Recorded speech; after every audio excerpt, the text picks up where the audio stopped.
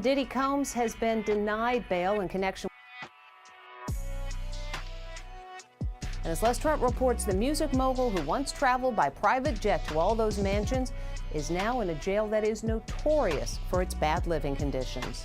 Music mogul Sean Diddy Combs spent his first night behind bars inside a facility that is being called Hell on Earth. The Metropolitan Detention Center in Brooklyn is notorious for its appalling living conditions and rampant violence. How bad is it inside this federal lockup? There have been 2 murders, 4 suicides, and numerous stabbings and lockdowns in recent years. It's so out of control inside that 4 federal judges are reportedly refusing to send any more prisoners here.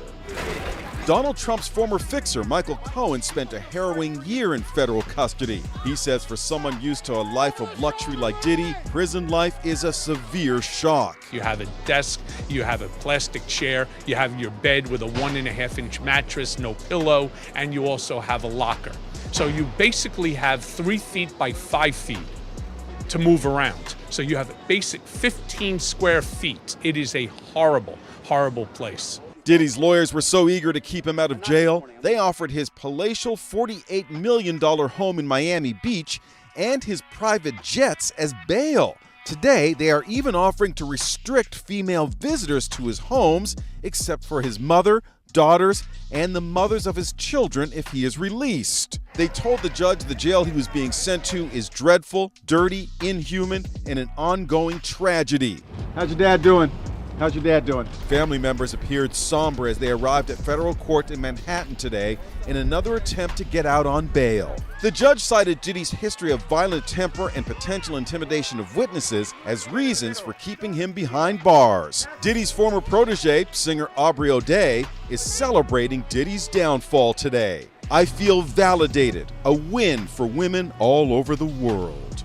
Combs has pled not guilty. Those were the only words he... Shocking revelations about Sean Diddy Combs have rocked the entertainment industry. Federal authorities uncovered alleged illicit activities tied to the music mogul, now revealed in a bombshell indictment, sparking widespread outrage and intense media attention. It's now been 1 week since the arrest of Sean Diddy Combs. Diddy is now at the Metropolitan Detention Center in Brooklyn, a place that's been described as hell on earth. Fox 5's Lisa Evers is at NBC right now on Diddy's life behind bars. Lisa, what are you finding out tonight? Well, Natasha and Steve, for the first time in his life, Sean Diddy Combs has spent a week behind bars. He's here inside MDC, where he's been since his arrest on Monday night, and other charges, to all of which he's pleaded not guilty. There's no VIP section, there is no concierge, only conmen, killers, and kingpins. MDC is so bad, federal judges have questioned the harsh conditions for those here awaiting trial. So bad, I was here 2 years ago during a cold spell, reporting on detainees with no heat, pounding on windows for help. There was even a congressional inquiry. But take the word of a former inmate I spoke with who goes by Esco. It's terrible. The food is terrible. Of course, the inmates are terrible. The guards are terrible. The conditions are terrible. It's just terrible. The inmates that you're surrounded around, just in general, a lot of them are brought up on pretty heavy federal indictments, right? So just in terms of the atmosphere there, it's just certainly one that no one wants to be in. Combs was placed in a special housing unit and on suicide watch, the standard protocol for high-profile celebrity detainees. The disgraced mogul was denied bail by 2 separate judges. His attorney, Mark Agnifilo, asked the court to transfer him to the federal detention section at the Essex County Jail, but the judge deferred to the Bureau of Prisons. Federal trial attorney Philip Hamilton says lockdown can mean a lot less time to prepare your defense. In terms of fighting their case, it just makes it all the more difficult, because now in terms of you being able to communicate with your attorney, you are at the realms of just what's going on with respect to the facility. Is it on lockdown? Is the facility letting visitors in? Detainees on suicide watch wear tearaway paper hospital-style garments and rubber shower shoes. The isolation may be the worst part for Combs. It's being done for his protection in the violence-prone facility. He will have no bunkie. He's probably not going to have any contact with any other inmates. So for him, it's going to be a little different than for a person like me, where I will go in, I will go through process and intake, and then they'll assign me a cell, and I'll have a bunkie or a cellmate, and I'll be in population. For him to be able to get out at this point, it just doesn't look good. Now, we reached out to Combs' attorney but did not get a response. We also reached out to the Bureau of Prisons. They confirmed to us that Combs is, in fact, detained here at MDC. For how long remains to be seen. We're live at MDC in Sunset Park, Brooklyn. I'm Lisa Evers, Fox 5 News. The charges against Sean Diddy Combs shed light on a dark and sinister world long hidden behind his empire of success and fame. A recent raid on Diddy's Miami Beach mansion uncovered deeply unsettling evidence, painting a grim picture of abuse, exploitation, and manipulation. These revelations have further intensified the controversy surrounding the music mogul. To be a 5-star hotel, we know that, but it's not supposed to be a house of horrors either. Yeah, the troubled and violent Metropolitan Detention Center in Brooklyn housing Sean Diddy Combs raided by the feds today. They're investigating poor conditions, rampant and repeated inmate deaths. Eyewitness News reporter Darla Miles live at the scene in Sunset Park with what's really going on there. Darla. Well, Bill, the Bureau of Prisons will only say this is an interagency operation to maintain a safe environment, but sources tell ABC News that inmates are not the target, and attorneys who've been seeing clients here for years say the timing is very curious. None of these issues are revelations that all of a sudden, oh my goodness, we need to go and address them. Early Monday morning, staffers at the Metropolitan Detention Center in Brooklyn met by dozens of federal agents and drug-sniffing dogs in search of any illegal items being smuggled inside. One is left to wonder, is it the publicity, from those of notoriety, those well-known that are trying to get out of there? I'm going to try and minimize the amount of time he spends in very, very difficult and I believe inhumane housing conditions. Sean Combs and crypto mogul Sam Bankman-Fried are currently being held at MDC in Sunset Park, but it's where other high-profile inmates like R. Kelly, Michael Cohen, Fetty Wap, and farmer bro Martin Scarelli were lodged at one point in time. There is constant violence. I have with me right now memo after memo after memo as to lockdowns. I can't tell you how many times I go to visit a client and I'm turned away because there's either an emergency count or there's an emergency lockdown. In September, 9 inmates at MDC were indicted for violent crimes, including 2 murders inside the facility. 7 staff members have been arrested on a range of crimes, from accepting bribes to providing contraband in the last 5 years. And in 2019, the Department of Justice sought an investigation into a power and heat outage at MDC that lasted more than a week in the dead of winter. I visit clients at other federal facilities, and I don't see this. Now, this interagency operation could last for several days. Reporting live in Sunset Park, Darla Miles. To grasp the full gravity of the charges, it's essential to examine what federal investigators have revealed. According to the indictment, the freak gatherings long rumored within Hollywood circles were not mere wild parties. They were allegedly orchestrated by Diddy himself. This revelation adds a disturbing layer to the ongoing investigation. From his $48 million Miami mansion to hell on earth where chaos reigns. Just some of the words used to describe the Metropolitan Detention Center where Sean Diddy Combs is now being held without bail after pleading not guilty to sex trafficking and racketeering charges. Combs abused, threatened, and coerced victims to protect his reputation and conceal his conduct. He is not the first high-profile inmate to pass through these walls. Ghislaine Maxwell, R. Kelly, Pharma Bro, Martin Scarelli, and crypto fraudster Sam Bankman-Fried, all as they waited for their federal criminal trials, called this jail home. But the conditions of the prison are far from homey, notoriously described as, quote, dreadful, as one judge put it. Some on the bench have even moved away from sending nonviolent defendants there. And violence is not the only issue. Accusations of medical neglect, staffing shortages, smuggling of drugs, some allegedly facilitated by employees. At least 6 staff members charged with crimes in the last 5 years, according to the AP. Some accused of accepting bribes and providing contraband. I've had clients describe MDC as hell, as the worst conditions they've been in. Lance A. Clark is a federal defense attorney who's been there many times. Now, if the government is going to mandate that they are responsible for your well-being, they have to ensure the safety of your well-being. Occupy the streets until they get heat. In the winter of 2019, protests over a power outage left inmates without light or heat for a week. The federal documents describe these events as abusive and exploitative, involving a carefully orchestrated series of performances.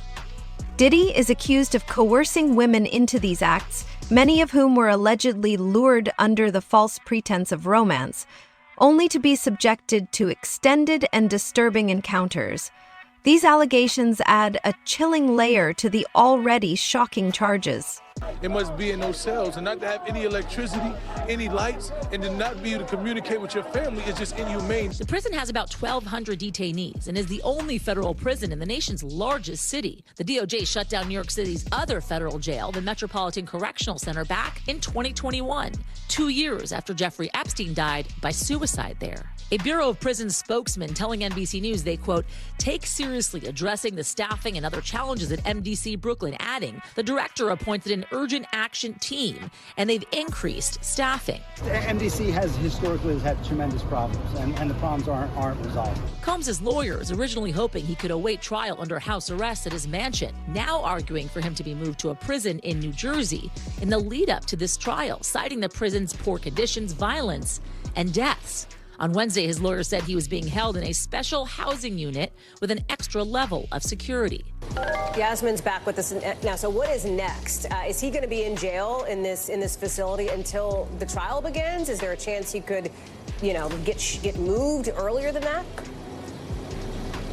As of this moment, as of this hour, as of today, yes. But of course, as I mentioned earlier, they're going to be appealing this thing next to the Second U.S. Circuit Court of Appeals to overturn the judge's order here to try and get him actually released to his mansion on $50 million bail, wanting a GPS monitoring system, limited visits from family members, friends, so on and so forth. That is what they're proposing because of course, the violence I talked about in that piece inside these jail walls.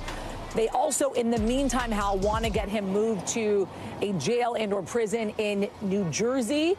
The judge so far has essentially said that is up to the Bureau of Prisons to make that decision. Nonetheless, it's all going to be on appeals leading up to the trial. His next court appearance, by the way, October 9th. So looking for that, of course, and any decisions coming out from the Second U.S. Circuit Court of Appeals on this order. The accusations against Diddy go beyond exploitation. According to the indictment, he is alleged to have used force and threats to compel women to comply with his demands, turning them into pawns in his twisted game. These women were reportedly manipulated into participating in sexual acts with male commercial sex workers, all while being coerced into situations many would describe as human trafficking. The manipulation continued, with disturbing further implications. Latest on the sex trafficking case against hip-hop mogul Sean Diddy Combs. We are learning tonight that additional charges could soon be forthcoming. So that's according to sources who spoke with Fox 5's Lisa Evers. She joins us now with the exclusive details. Lisa? Well, Steve and Natasha, multiple sources tell me that a federal grand jury is hearing testimony from new witnesses, including some who are being flown in from out of state. Prosecutors are looking to bring more charges and additional co-defendants to the Sean Diddy Combs. This comes as a judge ruled that an accuser trying to sue Combs cannot remain anonymous. Fox 5 cameras were rolling to catch former Diddy associate Courtney Burgess as he walked with his attorney Ariel Mitchell into federal court to testify before a grand jury, hearing from witnesses about potential new charges. At the October 10th court hearing, lead prosecutor Assistant U.S. Attorney Emily Johnson cautioned that the trial timeline could be affected by a superseding indictment. That would make the case wider in scope and more complex, says attorney and former prosecutor Eric Faddis. So the original indictment that has already been issued lists the charges against Diddy. What the federal government sometimes does when they're continuing their investigation is they'll do a subsequent indictment which is a superseding indictment. It usually amends and replaces the original indictment and adds additional charges. Combs' defense team has repeatedly stated they want a speedy trial. New charges and a superseding indictment could slow that down. The trial's scheduled for May 2025. But if there are charges that add a completely new dimension to this case, which I think is reasonably likely. Following the alleged encounters, it is said that Diddy and the victims would use substances to recover from the physical toll and the heavy drug use reportedly involved. This chilling detail adds a troubling layer of complexity to the case, highlighting the extreme level of control and power Diddy is accused of exerting over these women's lives. Apparently, the grand jury felt the same way that I felt, because we've learned that Courtney Burgess has been summoned back to testify again next week. So it's a good time to bring in Ariel Mitchell, Courtney Burgess's attorney. You saw her sitting beside Courtney on the air. Hey, it's good to see you again, Ariel. Boy, this is becoming a frequent visit that you and I are having. So talk to me a little bit about Diddy's team's reaction, because man, did they ever... They went to town in those legal filings, and I could see, like, you and me talking throughout the filings. They didn't like it. They were pretty pissed off, to say the least, very upset. And I would assume you'd be upset when you know the truth is coming out, and the truth is continuing to come out, and somebody like Mr. Burgess is delivering that truth. Mr. Burgess actually told me that he believed that the purpose of that gag order letter that was written by Mark Agnifilo on November 3rd was because Diddy knew that it was Courtney who was bringing this information and said, well, he finally got me where he wants me.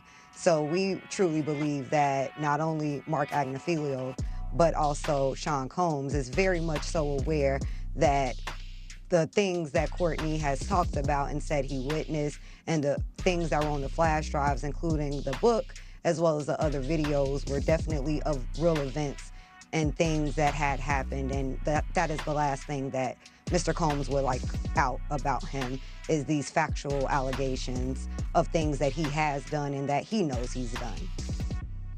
I should make note that the book is purported to be Kim Porter's manuscript turned into a book that apparently is on these flash drives. So big question, your client, Courtney Burgess, has been asked to come back on November 12th before the grand jury again. I know he told us it was not a good experience the first time. He felt like they were making him into a criminal. He said he just wanted to help the victims. Why does he have to go back? Well, we have to finalize the testimony. So I do believe we may be able to waive our appearance in that where Mr. Burgess might not actually physically have to come back, but there was a rider attached to the subpoena that requested certain documents and videos and evidence that Mr. Burgess had talked about in his interviews prior to the grand jury subpoena, and part of what he was supposed to bring. So they just need to bring that to completion, and that's the purpose for us possibly having to testify further. Makes sense. So mark your calendar and come on back on the program and let us know what happens next. Ariel Mitchell, I always love having you on. Thank you for this. The disturbing discoveries did not stop with the women involved. During a raid at Diddy's Miami Beach mansion, authorities uncovered a range of incriminating items, including firearms, large amounts of ammunition, and drugs. Perhaps most chillingly, they also found large quantities of baby oil and lubricant, adding a deeply unsettling element to the investigation. Before his arrest, disgraced music mogul Sean Diddy Combs was famous for holding his annual 4th of July party in the Hamptons. All of the well-known partygoers wore white, and it wasn't exactly a family-friendly event.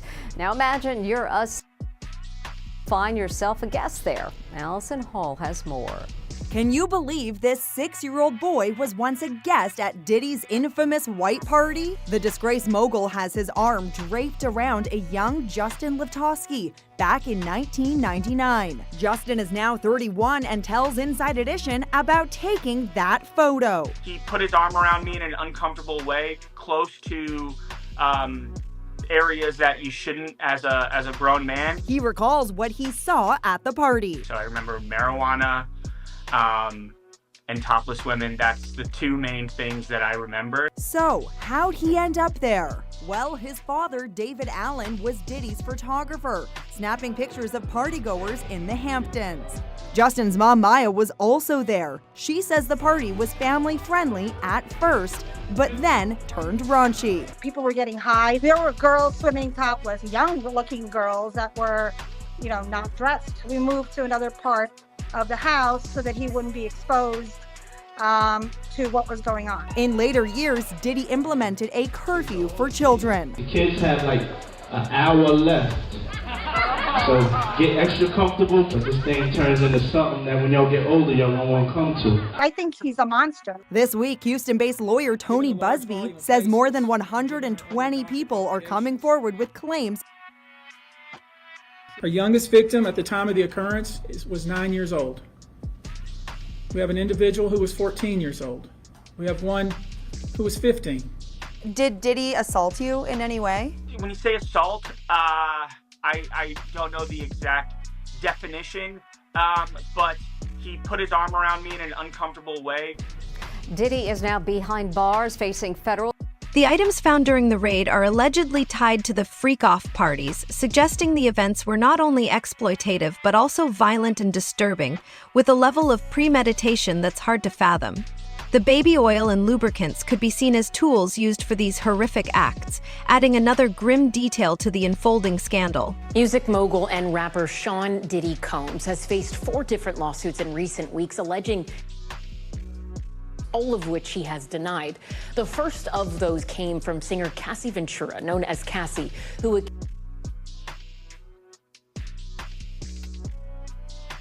NBC's entertainment correspondent Chloe Malas spoke exclusively to a longtime friend of Cassie's who says she witnessed some troubling incidents. Chloe?